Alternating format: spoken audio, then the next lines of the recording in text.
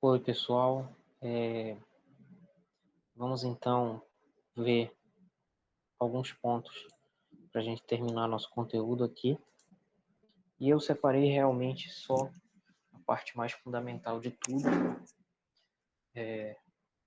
certo? Então,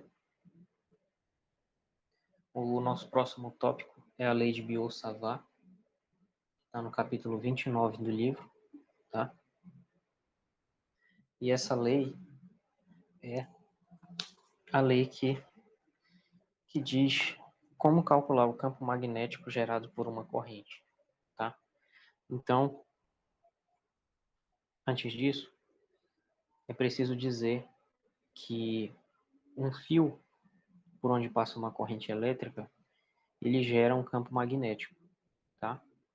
Isso é um fenômeno experimental, certo?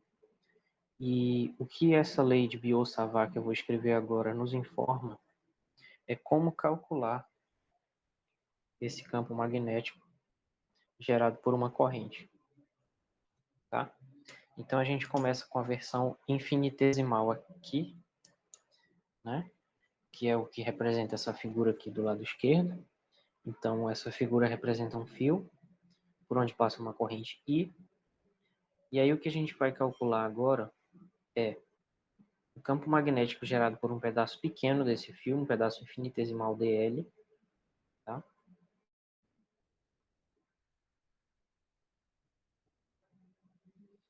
Então a gente vai ter o seguinte, eu vou escrever igual está no Halliday, assim, um ds, que é um elemento de comprimento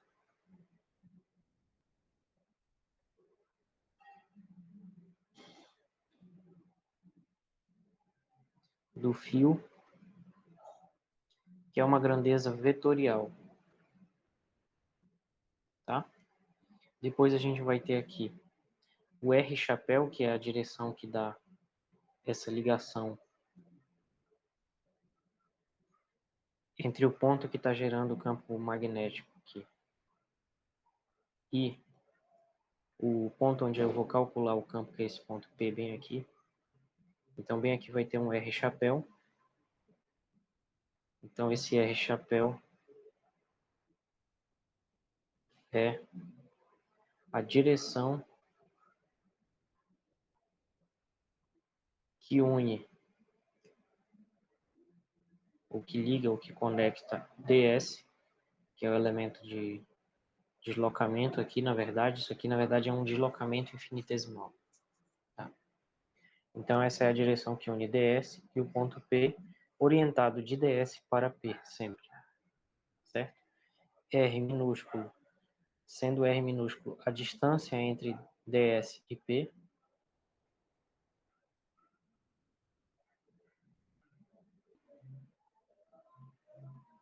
nós vamos introduzir também uma constante μ0, que é chamada de permeabilidade do vácuo,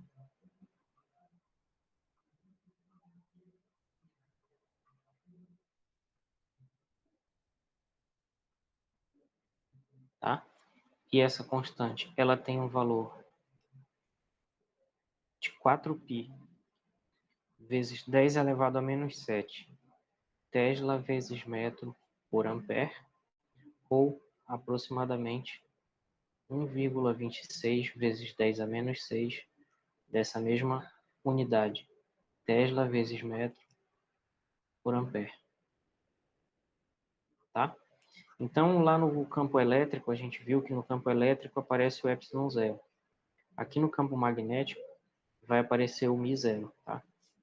Então, o campo elétrico está relacionado com a permissividade do vácuo e o campo magnético com a permeabilidade do vácuo, que está relacionado, obviamente, com propriedades magnéticas.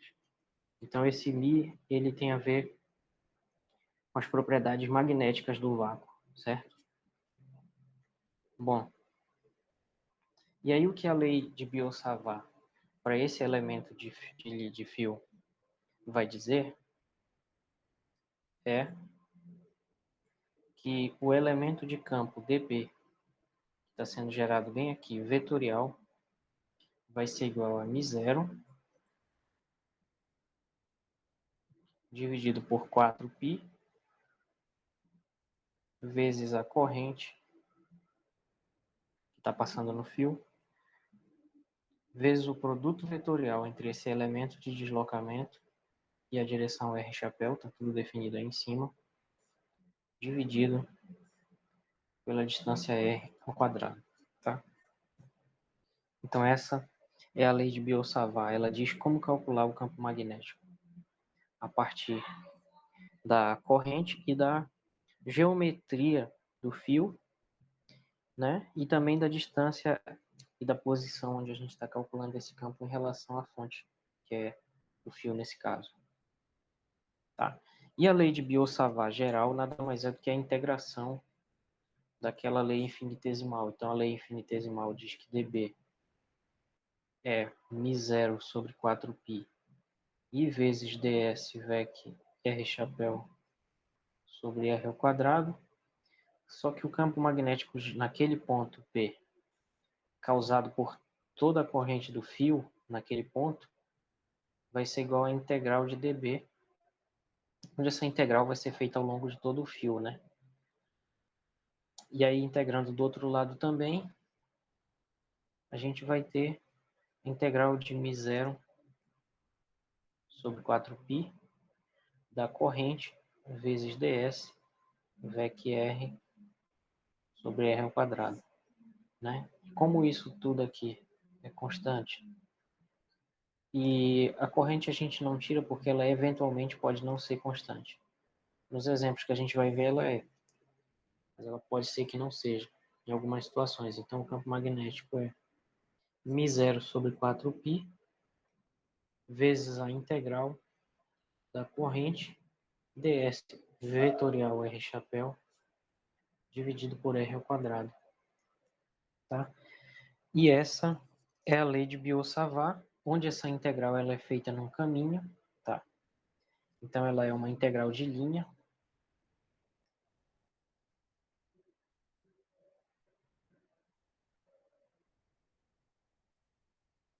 calculada ao longo de todo o fio.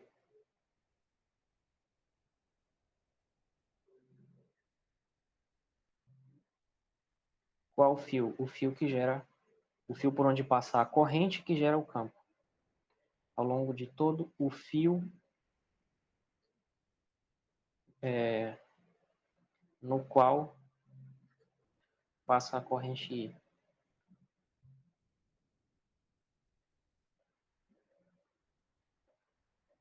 Que gera, por sua vez, o campo magnético B.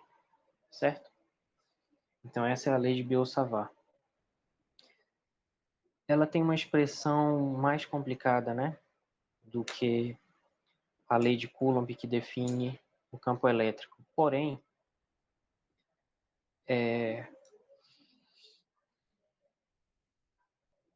vamos ver um exemplo aqui, que é o campo magnético gerado por um fio reto, um fio retilíneo, uma corrente estacionária. Tem três figuras aqui. A figura de baixo da direita, ela mostra uma situação real de um fio condutor por onde passa uma corrente e ao redor dele tem limalha de ferro.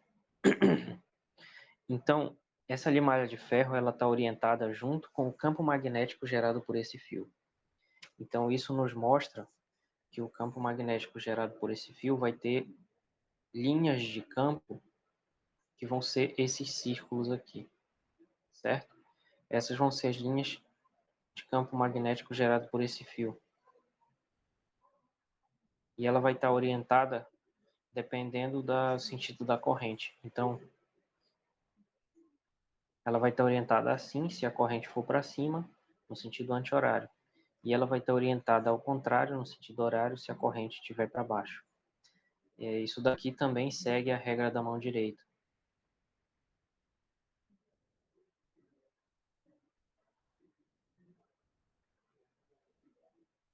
Certo? Então, essa figura de baixo ela é simplesmente uma ilustração real, né, uma foto, melhor dizendo, real, né, de como se orienta o campo. Por quê? Porque a limalha de ferro ela vai se alinhar com o campo, assim como acontece com uma bússola, que se alinha com o campo magnético da Terra, né? Que é o que nos permite saber para onde fica o norte e o sul, através de uma bússola, certo? Agora, indo um pouco mais a fundo no significado disso, a gente vai ter o seguinte: vamos imaginar aqui o fio, vamos imaginar aqui esse fio, né? Por onde está passando uma corrente, e essa corrente está orientada para cima, certo? Como mostra essa figura aqui, essa primeira. Então, nós vamos ver por quê, né? Vamos demonstrar a partir da equação anterior, que é a lei de Biot-Savart, vamos demonstrar por quê, mas vamos entender primeiro que esse campo magnético ele vai seguir essa regra da mão direita, ou seja, em cada ponto aqui, por exemplo, aqui onde está esse dedo dele, o campo magnético vai estar orientado assim. Então, bem aqui, numa linha circular ao redor do fio, o valor nesse ponto do campo magnético vai ser essa tangente. Nesse ponto vai ser essa tangente. Nesse outro ponto, essa tangente. E assim por diante. Então, na verdade, o campo magnético ele vai ter esse aspecto circular aqui de vetores ao redor do fio, sendo que essa orientação segue a regra da mão direita, ok? Em relação à orientação da corrente. Tá? E aí, se a gente olhar o fio aqui de frente, num ponto aqui do lado esquerdo, o campo B vai estar saindo do quadro, tá? Então, isso daqui seria B saindo do papel. E aqui do lado direito, ele vai estar entrando no papel.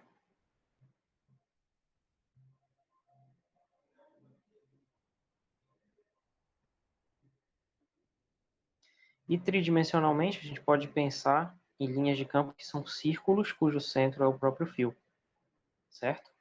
Então, se a corrente estiver para cima, esse campo vai estar orientado assim, no sentido anti-horário, né, em relação à posição na qual a gente está olhando. E se a corrente estiver orientada, se a corrente estiver orientada para baixo, esse campo magnético vai ter exatamente o mesmo aspecto geométrico, porém a orientação dele vai ser no sentido horário em relação a nós que estamos olhando de frente, ok? E essa figura bem aqui do lado direito em cima, ela é uma ideia de como a gente pode calcular esse campo. Então, bem aqui, ó, a gente vê que com a corrente para cima o campo está entrando no papel aqui do lado direito, exatamente como está aqui.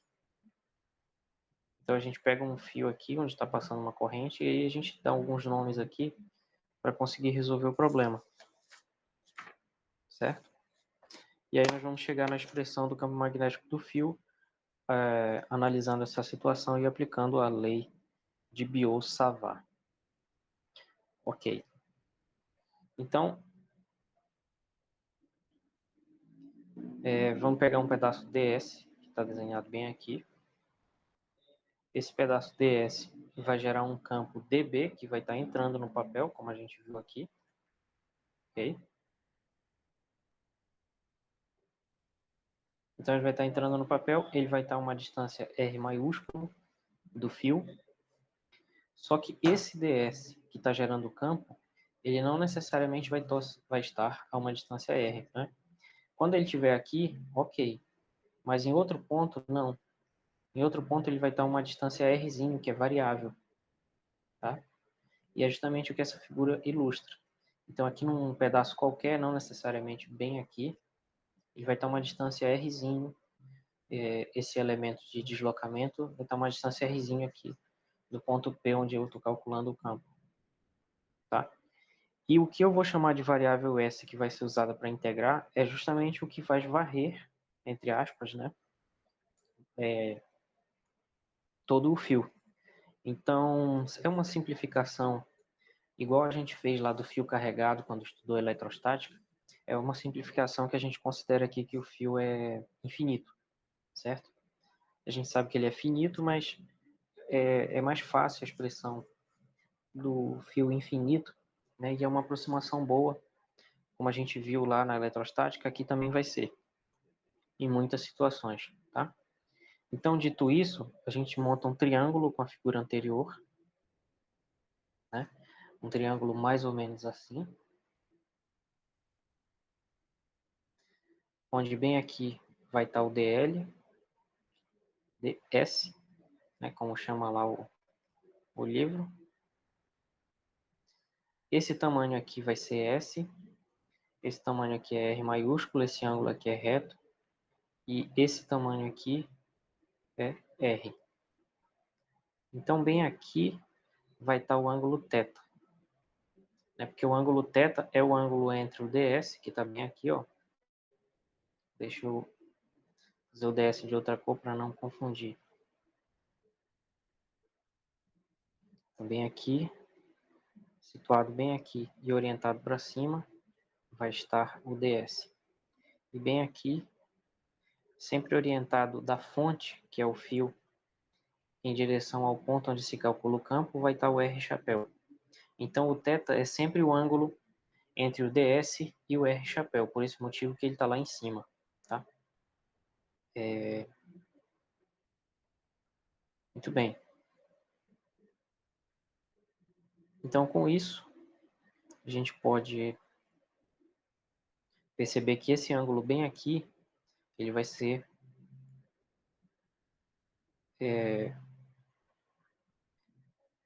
aqui vai ser o ângulo raso, né? Então, se ali é θ, bem aqui vai ser o ângulo raso, que é 180 graus, ou π radianos, menos o θ. Então, esse ângulo aqui vai ser π menos θ, certo? E o que acontece? Acontece que pelo ciclo trigonométrico, né? Lá da trigonometria do ensino médio, nós sabemos que tem o eixo dos cossenos e aqui dos senos. Então, a gente sabe que para um ângulo θ bem aqui, esse ângulo aqui é diametralmente oposto em relação ao eixo vertical, que esse ângulo vai medir exatamente π menos θ, né? Esse ângulo bem aqui vai medir π menos θ, certo? Justamente porque bem aqui vai ser θ também, certo? Então, esse ângulo vai medir π menos θ, e os dois vão ter o mesmo valor de seno, porque a altura a projeção desses dois pontos aqui no eixo y vai ser a mesma. Isso significa que o seno de θ é igual ao seno de π menos θ. A gente pode demonstrar isso também usando a fórmula do seno da diferença. Né? Se a gente abrir esse seno da diferença aqui usando a fórmula, vai chegar em seno de θ, certo? Consequência do fato de que seno de π é igual a zero e cosseno de π igual a menos 1. Muito bem. Então, com isso, ó, a gente pode calcular o seno de θ, que vai nos interessar para o cálculo do campo, através do seno de π menos θ, né? Então, como ele é igual ao seno de π menos θ, vamos continuar aqui esse cálculo. E olhando aqui para aquele triângulo, o seno de π menos θ, que é esse ângulo bem aqui, é o cateto oposto a ele, que é R, dividido pela hipotenusa, que é R minúsculo, certo? Então, o seno de θ é igual a R sobre R. Só que a variável que a gente vai integrar é o S, e o R ele é constante porque o R é a distância entre o ponto P, que está aqui fixo, né, e o fio.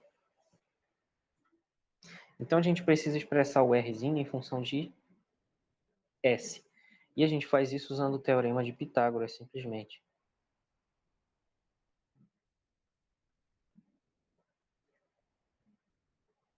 Então, pelo teorema de Pitágoras, Rzinho ao quadrado é igual a S ao quadrado mais Rzão ao quadrado. Como a gente quer isolar o R, a gente pode tirar a raiz.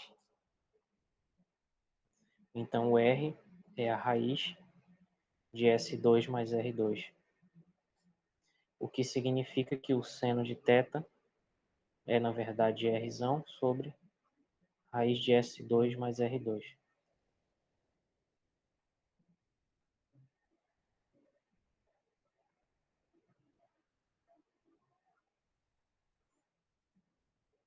E aí a gente guarda isso porque vai precisar disso, tá?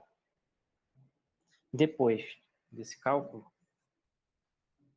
a gente precisa analisar também quanto vai ser ds vec r chapéu. Então, isso, pela fórmula que eu apresentei na aula anterior, isso vai ser em módulo, isso vai ser o módulo de ds vezes o módulo de r chapéu, vezes o seno do ângulo entre eles, que por construção é θ.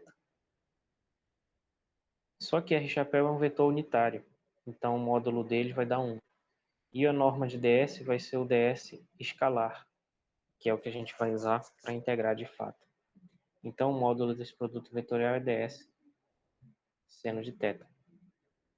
Tá? Então, substituindo esse seno de θ que a gente acabou de calcular, a gente percebe que, na verdade, esse módulo vai ser R maiúsculo ds dividido por S ao quadrado mais R ao quadrado elevado a meio.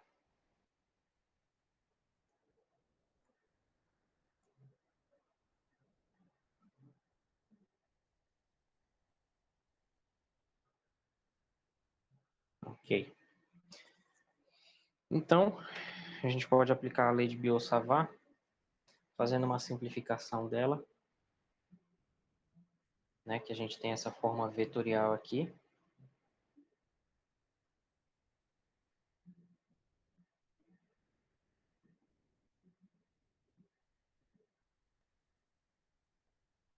Então, tirando o módulo, como tudo aqui vai ser positivo, tudo que é escalar aí vai ser positivo, o módulo vai ser simplesmente um B, que vai ser μ0 sobre 4π, vezes a integral da corrente, vezes o módulo disso aqui,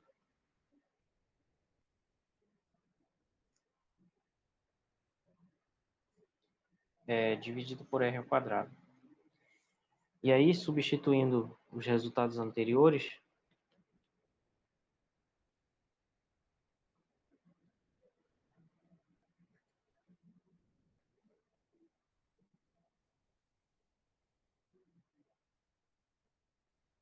a gente vai chegar na conclusão que B é μ0 sobre 4π, vezes a integral da corrente, vezes o ds vec r em módulo.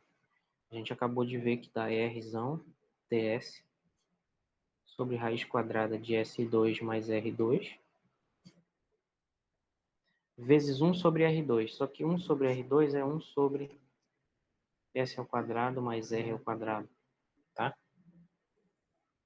Então, essa raiz aqui eu tinha escrito como uma potência já para facilitar o que vai acontecer aqui. Então, esse R e esse I são constantes, eles saem da integral. Fica μ0I R dividido por 4π, vezes a integral de ds sobre S ao quadrado mais R ao quadrado, elevado a 3 meios, que é a soma de meio com 1. Tá? E essa integral ela é de menos infinito até mais infinito, porque o fio é infinito, então esse tamanho S dele é menos infinito para baixo, mais infinito para cima. Tá? E aí, nós vamos usar uma fórmula que está lá no apêndice do livro e que pode ser encontrada também em tabelas de integral, pode ser feita usando mudança de variável, mil maneiras de chegar nisso, né? Diz que a primitiva dessa função 1 sobre S2 mais R2 elevado a 3 meios é igual a S dividido por R ao quadrado vezes S2 mais R2. Mais uma constante que não vai influenciar, porque aqui a gente está trabalhando com uma integral definida. Muito bem. Então, com isso, o campo magnético B fica igual a μ0 e R dividido por 4π, vezes essa integral de menos infinito a mais infinito, que vai ser S dividido por R2, vezes S2 mais R2, indo de menos infinito a mais infinito, lembrando que a variável que faz isso é o S, porque foi essa variável que a gente integrou. Então, o R é constante, e ele pode ser cancelado aqui e aqui, tá? E isso nos leva a μ0i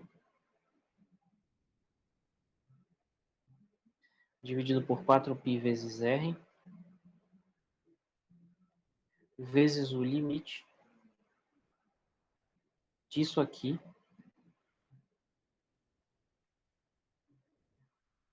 eu esqueci, isso aqui é elevado a meio, tá? Então também tem um meio bem aqui. Então isso tudo é elevado a meio, indo de menos L até L, quando L tende ao infinito. Por quê? Limites de integração infinitos significam que a integral é uma integral imprópria. Então ela tem que ser calculada através de um limite.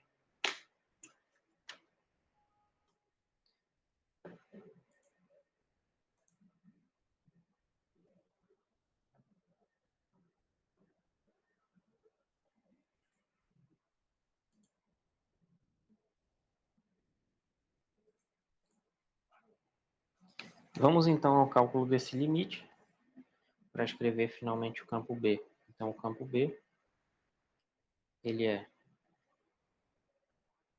μ0i dividido por 4πr vezes o limite. Agora vamos substituir, né? Então, no primeiro termo, o S vai ser substituído por mais L, né, dividido por S ao quadrado mais dividido por L ao quadrado no lugar de S, mais R ao quadrado elevado a meio, menos do teorema fundamental do cálculo, que diz como calcular a integral definida, e depois aqui o S sendo substituído por menos L, e aqui por menos L, mas está ao quadrado, então fica L ao quadrado, e o resto é igual, tá? Então esse menos com esse menos dá mais, aqui vai ficar 2L. Então B vai ficar μ0i sobre 4πr vezes o limite de 2L sobre L ao quadrado mais R ao quadrado elevado a meio, quando L tende ao infinito. E aí, esse 2 é constante, ele pode sair aqui.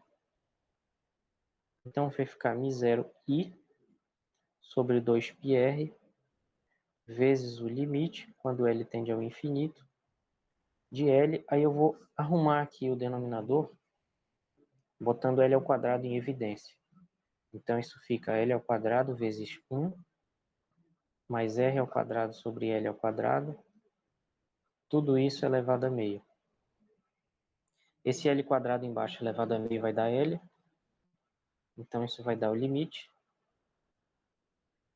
μ0i sobre 2πr vezes o limite de L sobre L vezes 1 mais R2 sobre L2 elevado a meio. Cancela. Quando L tende ao infinito, esse termo aqui tende a zero. Tá? Então, esse L cancela com esse. E esse termo aqui vai tender a zero quando L tender ao infinito. Então, só o que vai sobrar aqui vai ser 1. Então, isso vai dar simplesmente μ0i sobre 2πr vezes esse limite que dá 1. Então, a conclusão que a gente chega é que o campo do fio infinito B tem esse módulo aqui. μ0 vezes a corrente, dividido por 2π vezes a distância entre o ponto onde se calcula o campo e o fio, certo? Esse daqui é o resultado final do campo magnético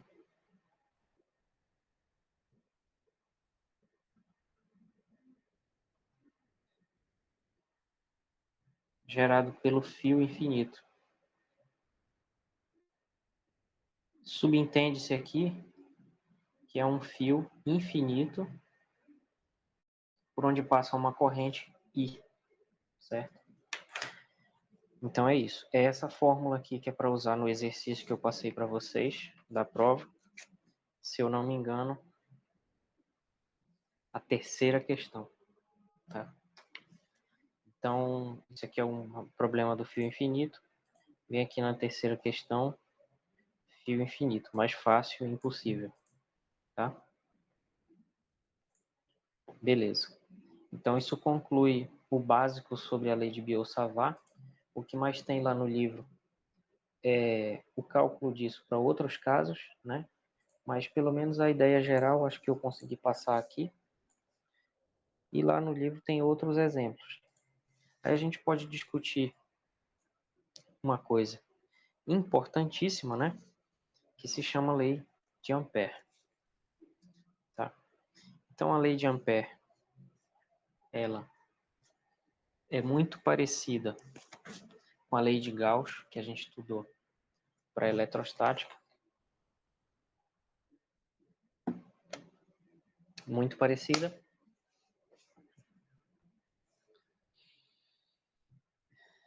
Só que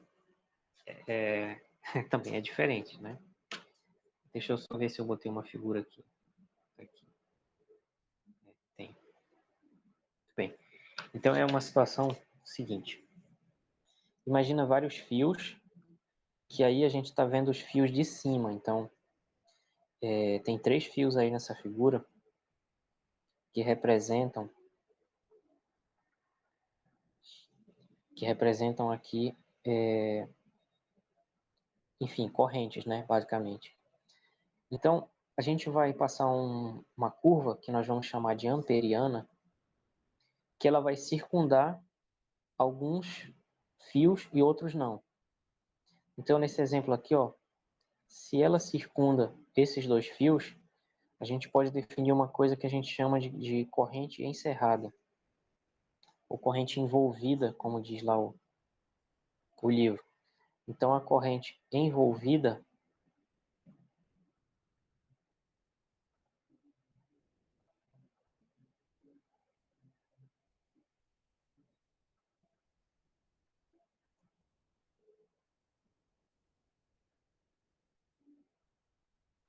ela é o somatório de todas as correntes que passam. Então, ela é o somatório de todas as correntes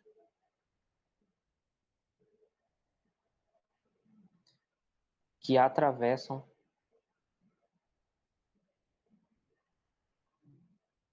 o interior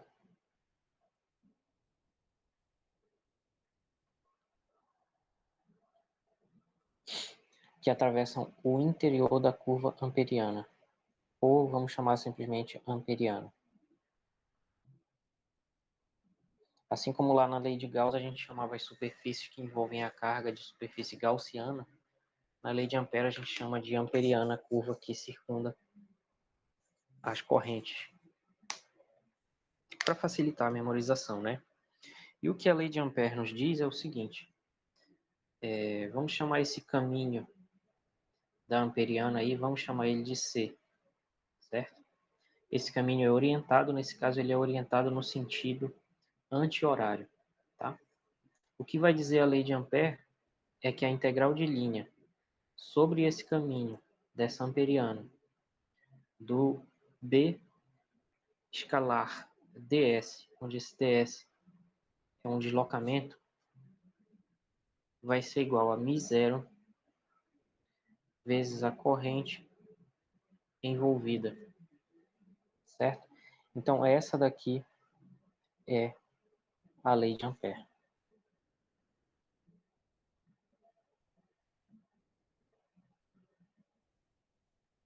Certo? Então, ela nos diz como calcular essa grandeza aqui, que às vezes é chamada de circuitação do campo magnético, sabendo para isso apenas a carga, a corrente, melhor dizendo, envolvida por essa curva onde nós estamos calculando esse produto, essa integral. E aí vale lembrar, como nós já discutimos quando estudamos integral de linha do campo elétrico, né, que eu discuti brevemente, e em outras situações em que nós podemos discutir o produto escalar, isso daqui é um produto escalar entre o B e o ds. Então ele vai medir o quanto o campo magnético está se projetando sobre esse caminho de integração. E a beleza dessa lei de Ampère, assim como acontece com a lei de Gauss, é que essa lei não depende da curva que é escolhida. Por quê? Porque em qualquer caso ela vai dar zero vezes a corrente. Então ela só depende das correntes que estão envolvidas por esse circuito. Essa discussão toda é muito matemática, né? A gente tem que pensar além disso, quer dizer, o que significa isso? Significa que essas correntes que estão passando aqui vão gerar um campo magnético. E esse campo magnético, ele está tão determinado pelas correntes que estão passando aqui, que qualquer curva, não interessa o formato delas, que as envelope, vai depender exclusivamente, né, essa circuitação vai depender exclusivamente do valor das correntes. Isso é muito interessante. Então, tem só uma questão de sinal aí, né? Que a gente tem que falar. Tá tudo muito bonito, mas a gente tem que ver como é que calcula isso. Então, veja só, ó, se a corrente e o caminho e a orientação do caminho, né? Se a corrente I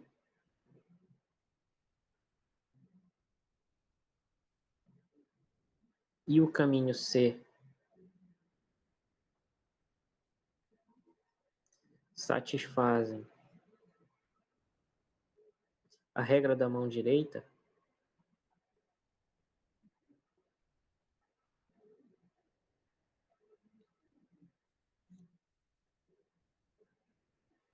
então o que vai entrar na lei de Ampère vai ser mais I. Então, mais I é a quantidade, ou seja, uma corrente positiva, é a quantidade que entra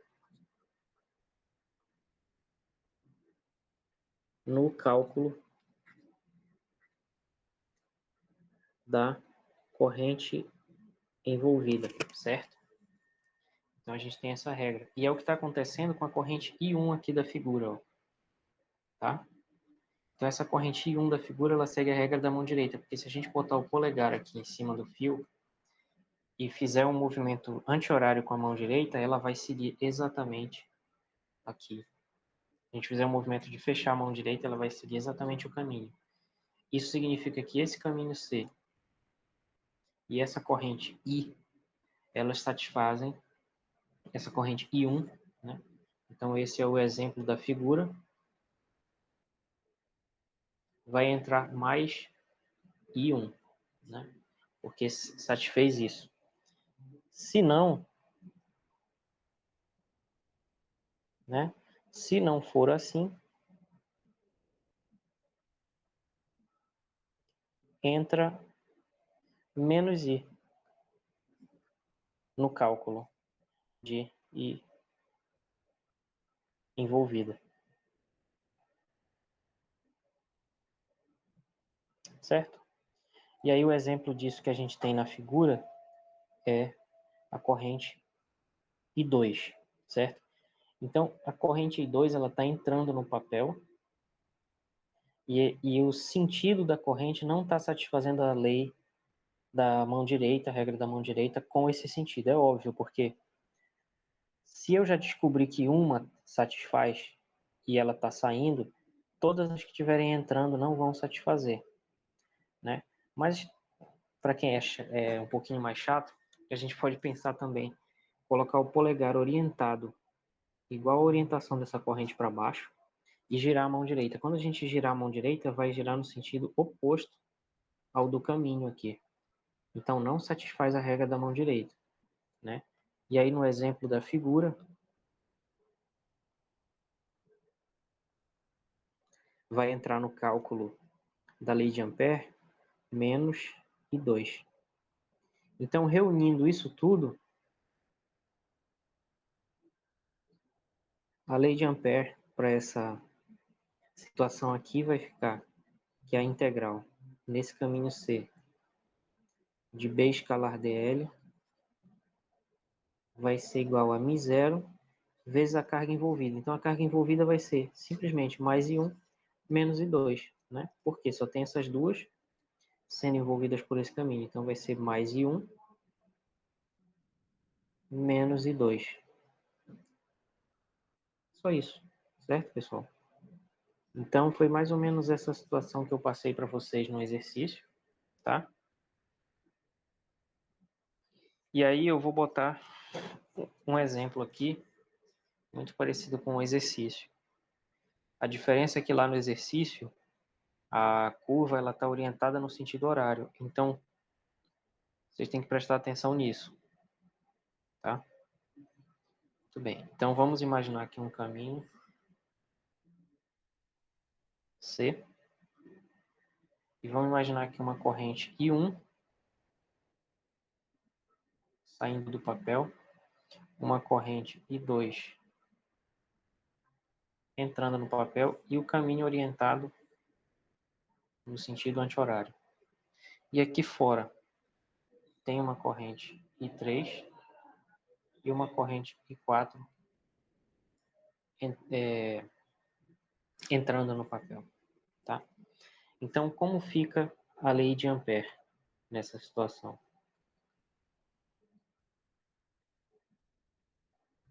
Né?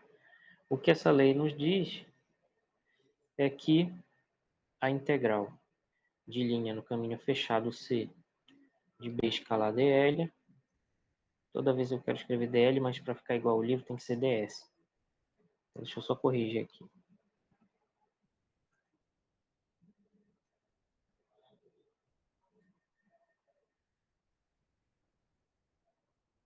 Essa integral é μ0 vezes a somatória de todas as correntes envolvidas, levando em consideração o sinal como discutido no exemplo anterior, tá? Então, nesse exemplo aqui, como tá tudo no como o caminho C está no sentido anti-horário, uma corrente que estiver saindo, como a I1, vai respeitar a regra da mão direita. Então, essa carga envolvida vai ter mais I1, porque I1 respeita a regra da mão direita. Por outro lado, a corrente I2 ela está entrando no papel. Então, o sentido dela não bate com o sentido do caminho para respeitar a regra da mão direita. Então, entra menos I2. E aí, o que acontece? Vai ser só isso aqui, né? Porque como o caminho C não envolve no sentido de envolver mesmo, fisicamente falando, né? Ela não circula essas correntes I3 e I4, como ela não envolve as correntes I3 e I4, estas não influenciam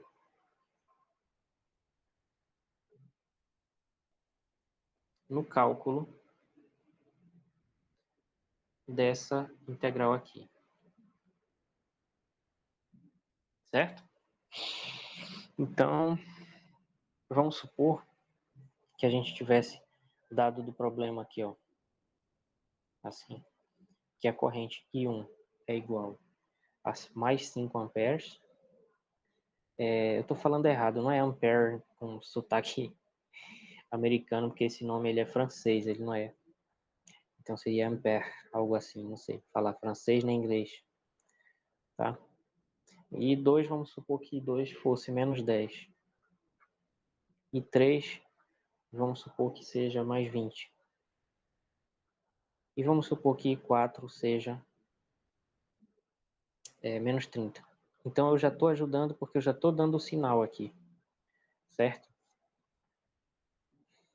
Então já dando o sinal vai ficar assim, integral de B escalar ds vai ser igual a μ0 vezes I1 menos I2, que vai ser μ0 vezes... na verdade, esse menos está errado, né? Porque o menos eu já botei aqui. Então aqui, na verdade, é mais. Seria menos se eu botasse em módulo aqui. Porque o problema do Halliday é esse. Ele confunde módulo das coisas com as próprias coisas. Então aqui seria módulo de I menos módulo de I2. Né? Que é a mesma coisa que eu fazer simplesmente I1 mais I2 levando em consideração o sinal. Então, resumindo, fica 5 menos 10. E aí fica menos 5. μ0. E aí falta substituir ainda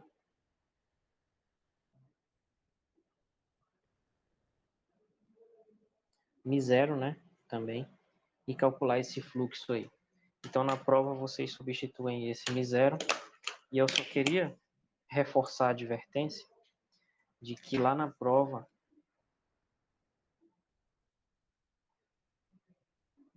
vai ter uma diferença de sinal bem aqui, certo? Por quê? Porque lá o caminho ele é no sentido horário. Vai ter um no sentido horário e um no sentido anti-horário. Então, na prova, atenção. Atenção à orientação das curvas, tá?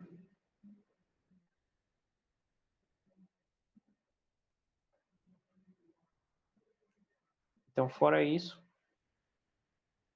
é mais ou menos só isso aqui que tem para fazer lá, certo? Então, isso fica como exemplo. Se ainda assim restar dúvidas, aí a gente pode conversar na sexta-feira. Muito bem.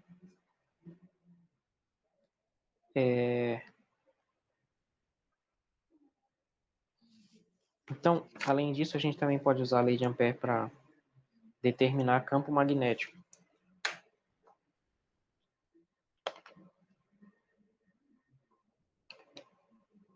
usando argumentos de simetria, certo? Assim como lá na lei de Gauss a gente usava a lei de Gauss para determinar o campo elétrico, usando argumentos de simetria e conhecendo a carga envolvida, aqui a gente pode aplicar a lei de Ampère para descobrir o campo magnético, sabendo as correntes.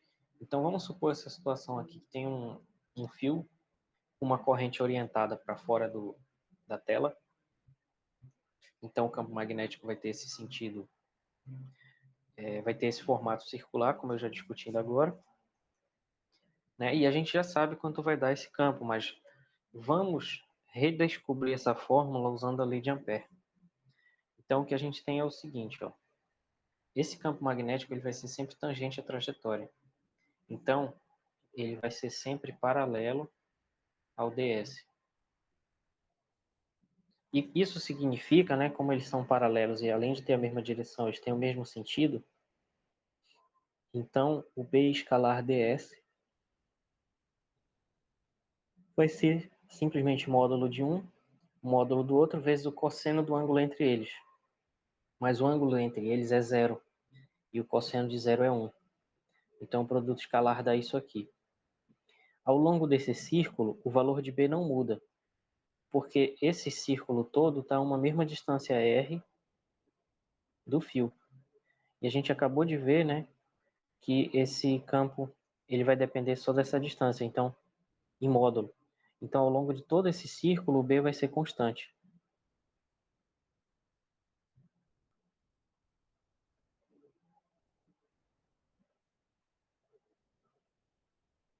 Esse B escalar, né?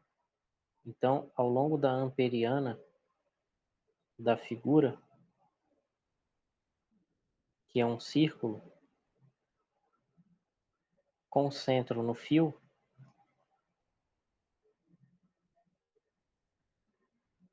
nós temos que o módulo do campo magnético vai ser constante. Né? O campo em si não vai, porque ele vai mudar de direção e de sentido. Mas o módulo dele vai ser constante porque vai depender só do raio R. Tá? E com isso, a gente pode substituir na lei de Ampère.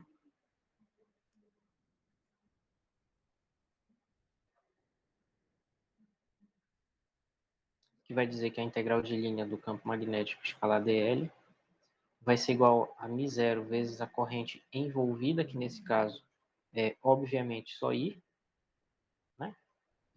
Ao longo desse caminho C aí, que nesse caso é essa amperiana de vermelho, tá? E nós já vimos que B escalar ds é simplesmente a BDS, então a gente fica com a integral fechada nesse caminho C de BDS igual a μ0I. Só que por esse argumento bem aqui, né, de que ao longo da amperiana o módulo do campo é constante, então ele pode sair porque essa integral é feita justamente sobre essa amperiana onde ele é constante. Então fica B, integral fechada de ds, igual a μ0i. Só que esse d, essa integral fechada de ds, é uma integral de linha sobre um círculo de raio R, onde a gente só tem o ds, que é o elemento de comprimento. Então, essa integral ela vai fazer uma soma contínua de comprimentos desses ds, e no final, o que, que vai dar, senão o comprimento do círculo, né? Então, isso daqui é o comprimento da amperiana,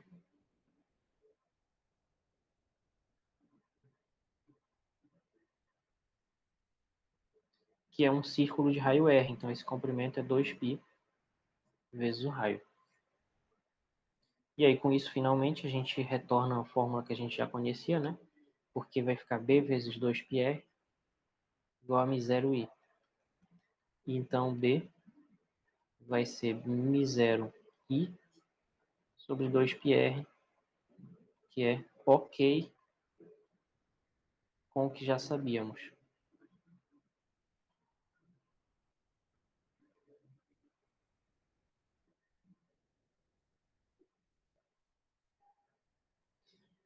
Mas percebam que se a gente for comparar os dois cálculos, esse aqui é extremamente mais simples, né? Porque o cálculo do fio foi isso aqui, foi 3 slides, né? Uma figura, uma integral, um limite no infinito, enfim, deu trabalho. E usando a lei de Ampère, que se aproveita das simetrias do problema, chegamos no mesmo resultado por um caminho mais rápido, tá? Não cobrei a lei de Ampère aplicada desse jeito na prova, né? Mas seria uma possibilidade, porque isso também é útil pra caramba, tá? Bom, então, isso fecha tudo que está relacionado à quarta questão da prova. E aí nós vamos discutir agora a terceira parte, que é a lei de Faraday, né? Que está relacionada com a última parte da prova, que é a quinta questão. Tá bom? Então, a lei de Faraday, ela versa sobre um fenômeno físico chamado indução eletromagnética. A indução eletromagnética, ela é um modo de fazer surgir num circuito uma corrente, portanto também uma força eletromotriz, sem que haja um contato mecânico entre o circuito e uma fonte. Então a gente diz que existe uma indução, ou seja, uma corrente é induzida sobre o circuito. Existe uma simulação, né? Aí no nosso livro os autores falam sobre esse experimento de aproximar um ímã de uma espira. O que é uma espira? É um fio circular, por onde vai passar uma corrente, um fio condutor. Ele não é um círculo fechado, né? Se vocês olharem bem aqui, ele não é um círculo fechado, porque justamente ele vai ter uma entrada e uma saída, mas é praticamente um círculo, porque o pedaço que falta é pequeno. Então isso é o que a gente chama de uma espira. E essa espira ela está ligada a um amperímetro aqui embaixo, que vai registrar se ocorre ou não passagem de corrente. Tá, e o que vai acontecer vai ser o seguinte. Vamos ver aqui a simulação. Essa aqui é uma simulação que, honestamente, eu não sei se os computadores de vocês vão rodar. Se alguém tiver curiosidade, eu posso dizer como instalar. Tem que instalar o Java e tem que copiar 2 ou 3 arquivos que eu tenho aqui. Mas enfim, isso que eu baixei de um site chamado PET, né? PHET. Só mostrando rapidinho aqui para quem tiver curiosidade. É um site que tem inúmeras simulações, muitas estão em português, não todas. E algumas são muito, muito antigas e elas só rodam em Java e elas não, você não vai mais conseguir rodar ela em navegador nenhum porque acabou o suporte para isso. Mas enfim, ainda tem muita coisa aqui, ó. Você vem aqui em física, ainda tem algumas, tem inclusive de cargas de campos elétricos, né, que eu poderia ter usado, que eu não usei, mas está aqui. Na próxima vez eu uso. E, enfim, e tem essa simulação aqui que eu vou mostrar para vocês agora, que representa o fenômeno da indução. Então é basicamente o seguinte, ó, se o ímã está bem aqui parado, olha só, aqui atrás tem pequenas bússolas que mostram, deixa eu mostrar primeiro isso aqui. Então tem um ímã bem aqui, ó, e eu posso mexer ele no espaço, e esse plano de fundo é como se fosse uma espécie de limalha de bússolas, que vão me dizer a orientação do campo magnético em cada ponto. E aqui embaixo eu tenho uma bússola que eu posso caminhar com ela e ela vai me mostrar a orientação das linhas de campo em cada ponto, certo? Então aqui tem o polo norte, de onde saem as linhas de campo, e aqui onde entra. E aí eu posso mexer com ele e fazer isso andar, né? Muito legal. E aqui uma bússola para medir a orientação do campo em cada ponto. Aí aqui a gente tem justamente uma espira. Quando a gente tem várias espiras, a gente chama isso de solenoide. Então, bem aqui eu posso aumentar, posso botar 2, 3, dá no máximo 3. Posso aumentar aqui o tamanho para facilitar a visualização do negócio também, né? E aí, quando tem 3, o nome disso é solenoide ou bobina. Mas, vou deixar só uma aqui, porque isso não interessa agora. Então, a indução, ela acontece o seguinte. Quando o ímã está parado aqui perto da espira, não acontece nada. Zero fenômeno de interesse. Mas quando eu aproximo a espira, vocês percebem que surge uma tênue luz lá na... Deixa eu aumentar talvez aqui a intensidade de tudo. Ó, quando eu aproximo, surge uma corrente que faz a lâmpada acender. E quando eu afasto também. Mas se eu aproximar e deixar, não acontece nada. Também se eu afastar e deixar, também não acontece nada. Então a indução ela é um fenômeno de movimento, quer dizer, se eu aproximo e afasto, se mantém uma corrente alternada lá na lâmpada. E esse é o princípio de funcionamento dos motores. Mas não é o que interessa agora. O que interessa é o tijolinho aqui desse fenômeno, né, que é a indução eletromagnética. Tá? Então, como é que a gente pode medir isso, né?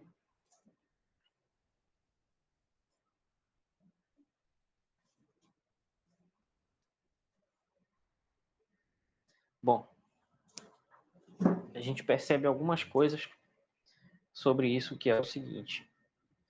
Primeiro, como eu já falei, só existe indução quando existe movimento entre os dois. Então, se eu aproximar, tanto faz se eu aproximar o ímã da espira ou afastar, né?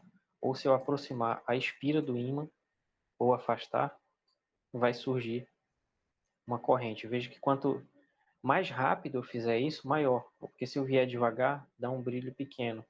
Mas se eu vier rápido, dá um brilho maior. Então, primeiro, só existe indução quando existe movimento relativo entre as duas. Quando as duas estão em movimento em relação à outra. Tanto faz se eu estou mexendo essa ou essa aqui, porque fisicamente é a mesma coisa. Outra coisa que eu percebo aqui, se for devagar, essa corrente é baixa, se eu for rápido, a corrente é alta. Então parece haver uma espécie de proporcionalidade aí, né? Ou pelo menos de uma coisa crescendo com a outra. E aí vamos refinar um pouco agora a nossa análise. Então vou botar bem aqui um amperímetro, aliás, um voltímetro, né, que vai medir a tensão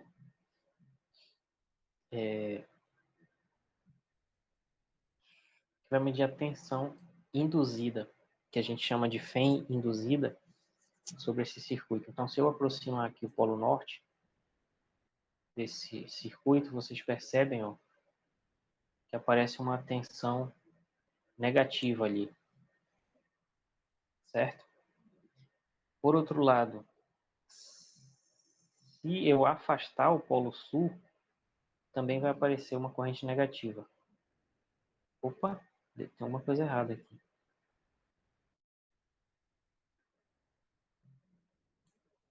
Se eu aproximar o polo norte ou afastar o polo sul, o efeito é o mesmo, ó, que é uma FEM positiva, é isso que eu estava me confundindo. Então eu vou afastar bem rápido aqui o polo sul e vocês percebem que apareceu uma tensão para a direita aqui, positiva, né? A mesma coisa se eu tiver com o polo norte longe, eu aproximo ele com tudo aqui.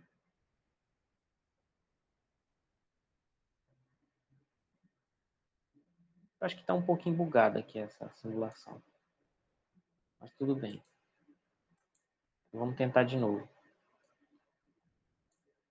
Então deixa eu aumentar aqui. Vou botar 3 espiras que aí vai ser mais divertido. E aí eu aproximo o polo norte e surge uma tensão para o lado esquerdo. Se eu afastar o polo sul, deveria acontecer a mesma coisa.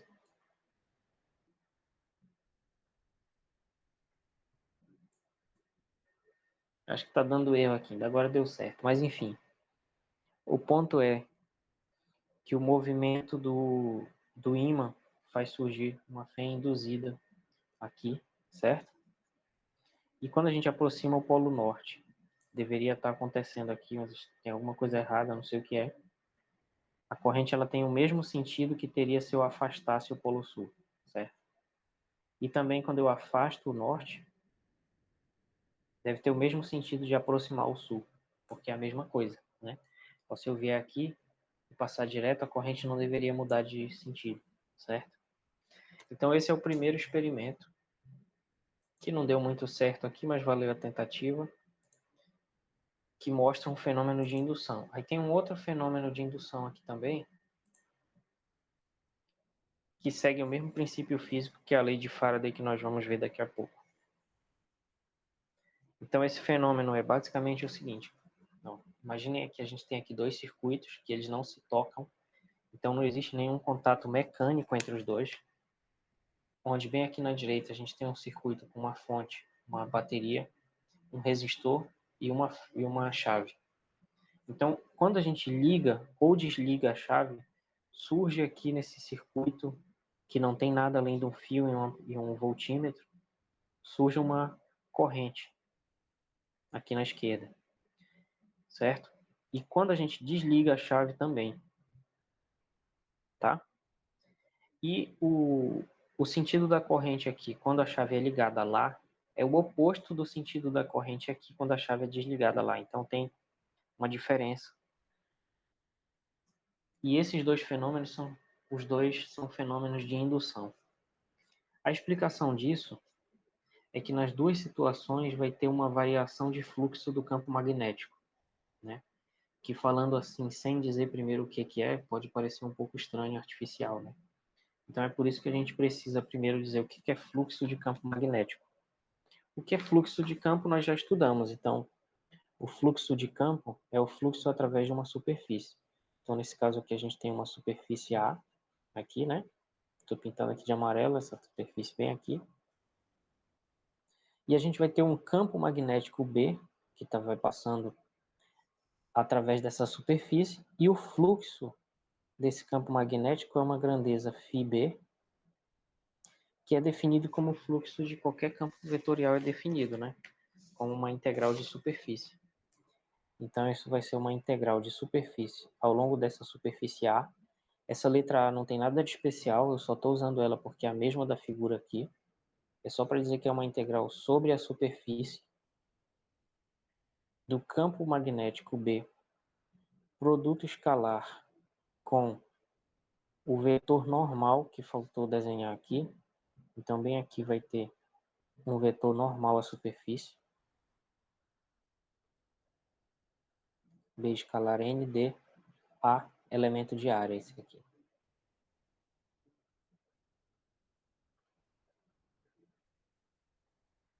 Certo? Então, lá na provinha de vocês, tem que calcular um fluxo desse aqui. Mas nós vamos chegar lá, tá? Então, esse é o fluxo de B através da superfície S. O que a lei de Faraday nos diz é o seguinte, que se a gente tem aqui um certo caminho C, tem aqui um caminho C, e esse caminho ele delimita uma superfície S, então a Fem induzida aqui nesse circuito, que é esse E induzido, é igual a menos a derivada do fluxo magnético através dessa superfície, tá? Então, bem aqui, essa grandeza é a Fem induzida no circuito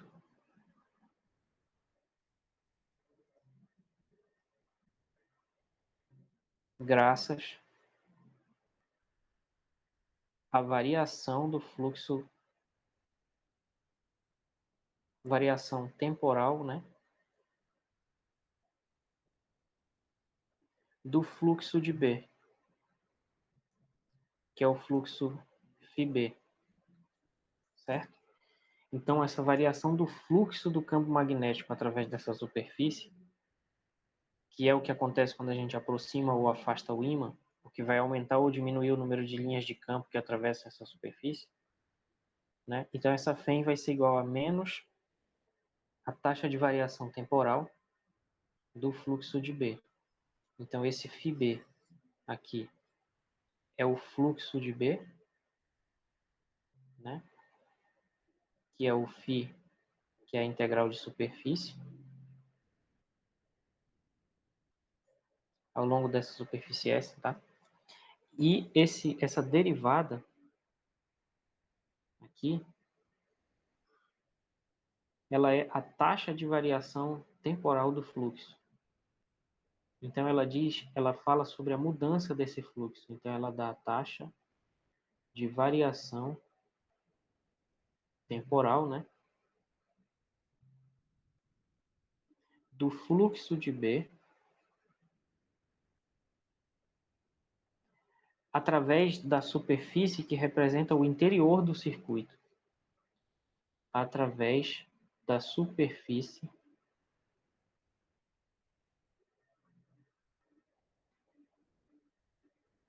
que representa que é determinada pelo circuito,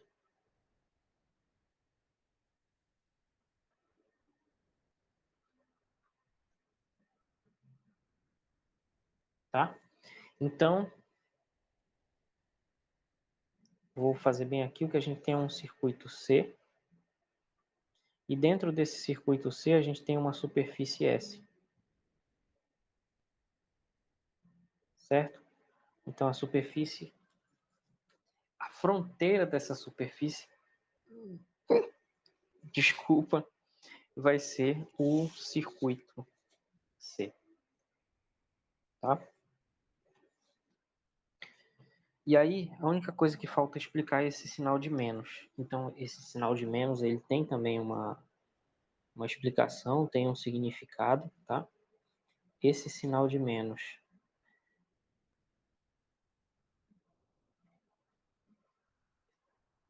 então, esse sinal de menos, ele significa que a Fem induzida se opõe à variação do fluxo magnético. Então, o sinal de menos indica que a Fem induzida, a gente vai ver isso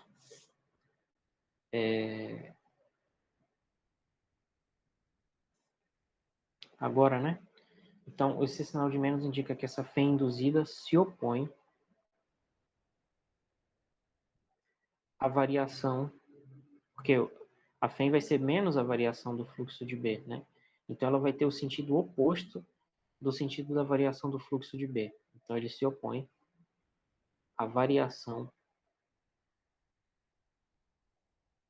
do fluxo φB, que é o fluxo do campo magnético, que está induzindo no outro circuito C essa FEM induzida. Então, essa é a lei de Faraday, esses são os elementos da lei de Faraday, tá? O que acontece é que esse sinal negativo, ele é importantíssimo, tanto é importante que ele tem um nome especial, se chama lei de Lenz, tá? Então, esse sinal negativo ele é chamado lei de Lenz e ele diz o seguinte, que o campo magnético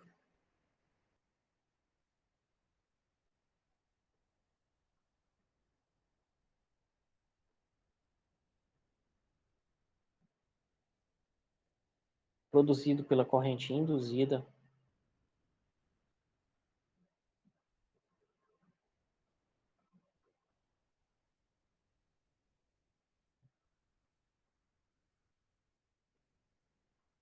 se opõe ao campo magnético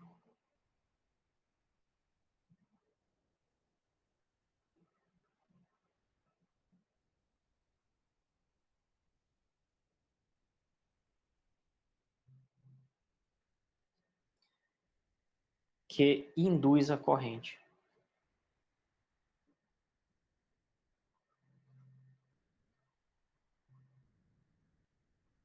Então, pessoal, é o seguinte, ó, tem aqui o circuito C, bem aqui tem o ímã, como mostra lá a figura, tá? Então, o campo magnético desse ímã aponta para baixo. E o que a lei de Lenz diz é o seguinte, aqui no circuito C vai ser gerada uma corrente que obrigatoriamente vai estar nesse sentido, porque isso faz com que ela tenha um campo magnético que aponta para cima, se opondo ao campo magnético do ímã, que está induzindo essa corrente. Então, esse sinal de menos diz isso. E isso é uma coisa tão importante que tem um nome especial, né? Chamado de lei de Lenz. Tá? Para uma bobina com N espiras, o que vai acontecer é que a fé induzida vai ser multiplicada pelo número de espiras. Então, é como se a gente pudesse separar as espiras e cada uma fosse uma superfície aqui. Né? Imagina que a gente afasta as espiras. Não estou conseguindo desenhar isso tridimensionalmente, mas vamos supor que esse lado tracejado é o lado de trás. Então, se a gente separasse aqui, por exemplo, 3, né, em cada uma dessas superfícies, o campo magnético vai atravessar e em cada uma delas vai contar um fluxo unitário de B. Né? Um fluxo unitário aqui, para uma espira. Então, no fim das contas, o fluxo total vai ser a soma desses três, porque a corrente ela vai passar pelas 3 espiras. Né? Então, o fluxo total vai ser a soma deles, ou melhor, fluxo não, né? A FEM induzida vai ser não apenas menos dφ dt, mas vai ser menos o número de espiras vezes a derivada do fluxo do campo magnético em relação ao tempo. Tá? Então, quando tiver um solenoide, tem que usar essa fórmula aí, sendo n o número de espiras.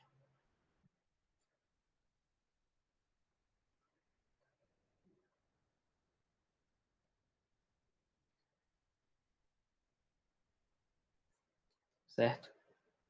Nesse caso ali, por exemplo, tem 3 espiras, né? Então aqui vai ter um fluxo 1, um fluxo 2 e um fluxo 3, e no final a gente vai somar os 3 efeitos para ter a FEM induzida total. E aí vamos aplicar isso para um exemplo semelhante ao da prova, para não dizer quase igual, né? Então o que vocês tinham que fazer lá? Tem que primeiro calcular o fluxo do campo magnético, que é a integral de superfície de B escalar n dA. Tá? Então, quem é o B? O B é isso daí. E quem é o N? Nesse caso, o N chapéu é o vetor normal à superfície. Essa superfície é o interior desse circuito amarelo. né? Então, ela está no plano XY. Logo, o vetor normal a ela vai ser o próprio Z chapéu, tá? E o B, ele está orientado K chapéu. Deixa eu botar K chapéu, que aí fica mais fácil de ver ainda, né? E o B, ele é menos 2 cosseno de 2t K chapéu. Então, isso significa que B escalar N chapéu é menos 2 cosseno de 2t K chapéu, escalar N chapéu, que é o próprio K, e isso daqui dá 1, né? Então, B escalar N é igual a simplesmente menos 2 cosseno de 2t. E com isso a gente pode calcular o fluxo. Então, o fluxo ele vai ser a integral de B escalar em dA, que vai ser então a integral de menos 2 cosseno de 2t dA.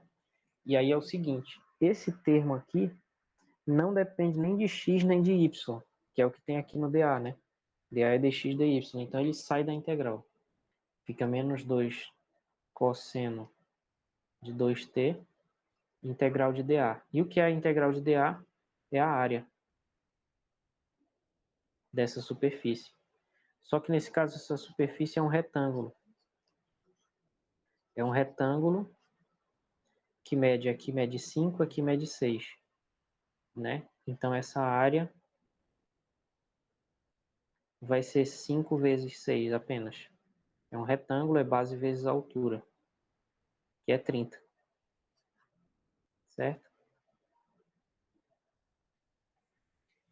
Então a gente calcula com isso o fluxo de campo magnético,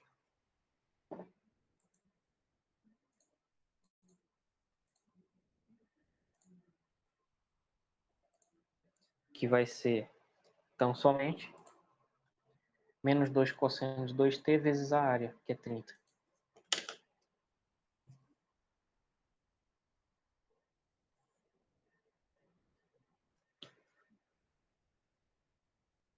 Então o fluxo de B vai ser menos 2 cosseno de 2t vezes a área, que é 30, ou menos 60 cosseno de 2t.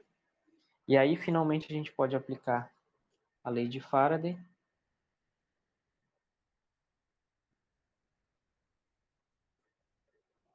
que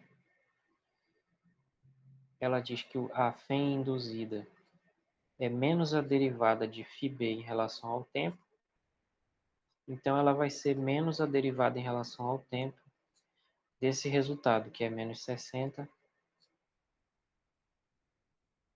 cosseno de 2t.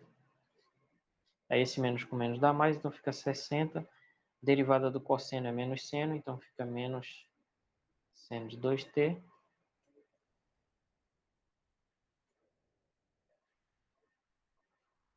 Vezes a derivada de 2t, que é 2. Então, no fim das contas, a fém induzida, que depende do tempo, vai ser menos 120 seno de 2t medido em volts, certo? Então, o exercício que eu passei para vocês é muito semelhante. Ele tem essas duas partes. Primeiro calcula o fluxo, depois calcula a fém induzida. Então, eu passei muito parecido de propósito, porque eu quero que vocês vejam isso aqui e entendam o quanto isso é simples, né? E por ser muito parecido, acredito que vocês não vão ter dificuldade em repetir esses passos para aquele caso lá e chegar no resultado adequado, tá? Então tem essas duas fases, que calcula o φb, o fluxo do campo magnético através dessa superfície. Lá o N chapéu vai ser o mesmo daqui, e depois usa a lei de Faraday para calcular a fém induzida. É isso que é para fazer lá na última questão, tá? O último comentário aqui que eu quero fazer é sobre o campo elétrico induzido, tá? Então, quando a gente discute lei de Faraday, vamos imaginar uma situação específica aqui para transformar isso tudo numa discussão mais pé no chão, não tão genericamente abstrata, né? Então, lá no livro a gente tem essa figura aqui. Vamos imaginar um anel de cobre, poderia ser qualquer metal, qualquer material condutor. Tá? E aqui no fundo tem um campo magnético entrando no papel. Pela regra da mão direita e pela lei de Faraday, a lei de Faraday, né? Isso vai induzir uma corrente que vai estar aqui no sentido anti-horário, tá? Porque essa corrente ela vai se opor justamente ao campo magnético, então ela não pode estar no sentido horário, tem que estar no sentido anti-horário. Mas vamos pensar um pouco no que a gente está fazendo. Se vai aparecer aqui uma força eletromotriz, né, e o potencial ele está relacionado ao campo elétrico, né, porque o campo elétrico é menos o gradiente do potencial, então se tem uma força eletromotriz aí que vai ser variável no tempo, né, porque uma hora ela não está, outra ela está, então ela aumenta, depois ela diminui. Então, se tem uma fé variável, né, se há uma fé epsilon variável no tempo, isso significa que existe um campo elétrico aí.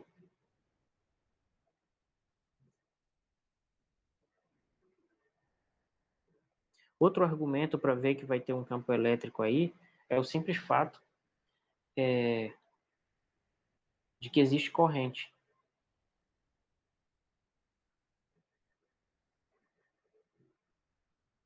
Né? Então, isso é um outro argumento para dizer que vai ter um campo elétrico. Então, esse campo elétrico ele vai ter o mesmo sentido da corrente em todos os pontos sobre esse anel de cobre. Isso significa que quando B varia, ou melhor, se o fluxo de B no tempo varia, que é praticamente a mesma coisa que dizer que B varia no tempo, né? Então surge um campo elétrico induzido.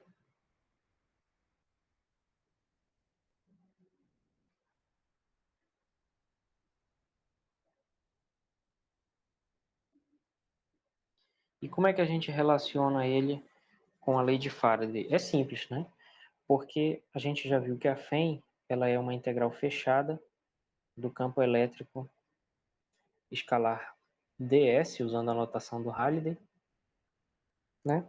E pela lei de Faraday, essa FEM induzida é menos a derivada do fluxo de B em relação ao tempo, que para relacionar explicitamente com o campo B, a gente poderia escrever assim, né? O fluxo de B como sendo a integral de B escalar ds. Tá? Então, essa daqui é a relação entre o campo elétrico induzido e o campo magnético que o produz. Certo?